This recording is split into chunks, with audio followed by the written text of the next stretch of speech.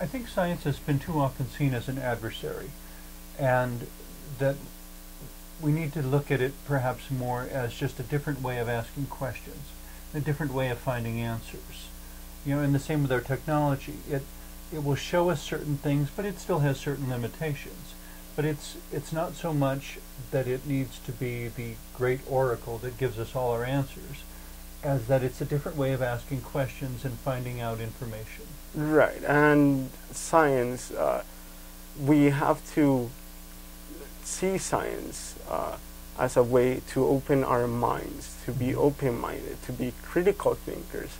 Open mind means to be able to maybe perhaps doubt or be suspend that judgment. In some ways, I think science does its greatest work when it gives us better questions to ask.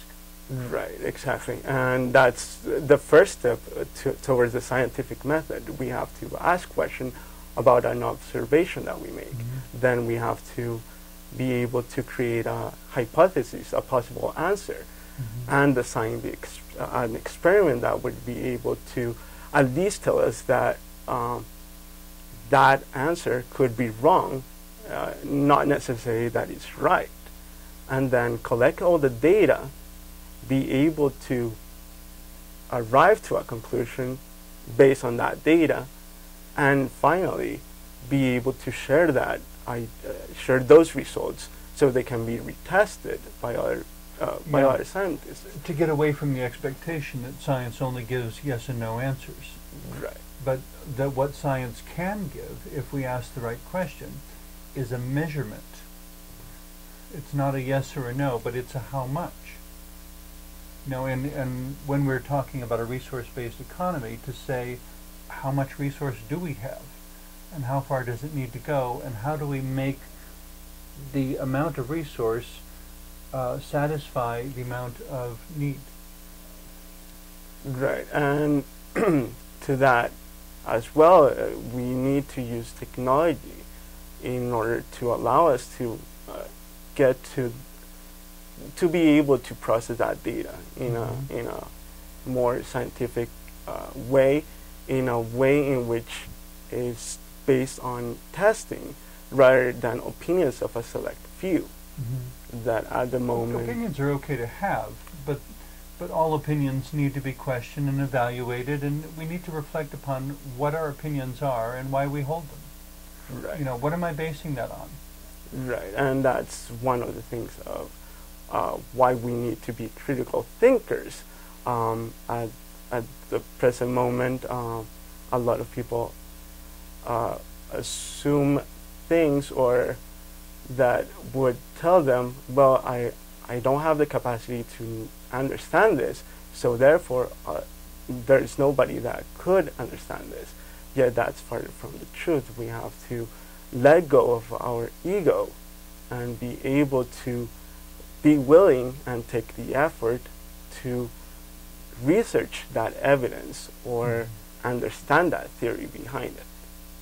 I think sometimes the ego is misunderstood, because to me it's the cognitive part of our brains that wants to organize and ask questions and be factual. And there's nothing wrong with that per se, but you wouldn't necessarily want that sort of perspective to make all the decisions, because there's too much that the ego doesn't know. Right, exactly. And so it needs to be a member of the team, but not necessarily the one in charge. Exactly. We have limitations. We have physical limitations. We have... Well, even our greatest computers, the supposed epitome of human technology, even the greatest computer still cannot generate answers out of nothing. It has to have data. In the same way, when we form opinions, to be wise, we need to have something supporting that opinion, some sort of observation, some sort of experience, something that we can define what the context was, what the circumstances were, and how or why we arrived at that conclusion. Right, and that's one thing that technology can aid us to be able to keep continuing playing this evolutionary biological game. I mean, there's a sense in which all answers are tentative. Meaning, all answers are tentative, meaning they may be replaced by other answers when new information is added. Exactly. And we, in the scientific method, we have to have that willingness to accept new ideas and to research new ideas. Even though we also need to be skeptical, that doesn't mean to reject the ideas, it just means to be doubtful of that new idea until new data is presented. And to be open-minded, to be able to change your position when that new evidence is presented, because it's contradicting your previous conclusions. And that can be a hard step for a lot of people, I understand. But there's a common idea that you cannot truly believe until you have experienced doubt as well.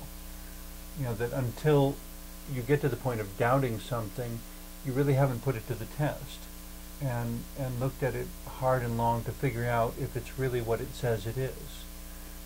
There's a lot of things that seem to pass into common knowledge, if we can call it that, simply by being repeated, not because anyone actually saw it happen or could reproduce it again or could define why it happened. Right, and science goes beyond common knowledge, and that's why I think there's a lot good of science does. Right, and I think that's where a lot of misinformation, misunderstanding of science comes from. But it's important to recognize that there is also bad science. Correct, exactly. You know, that unfortunately there are scientists who find an idea that they love so much, they don't want to question it. And they want everyone to accept it as an incontrovertible, eternal fact. Right. Or and, science can...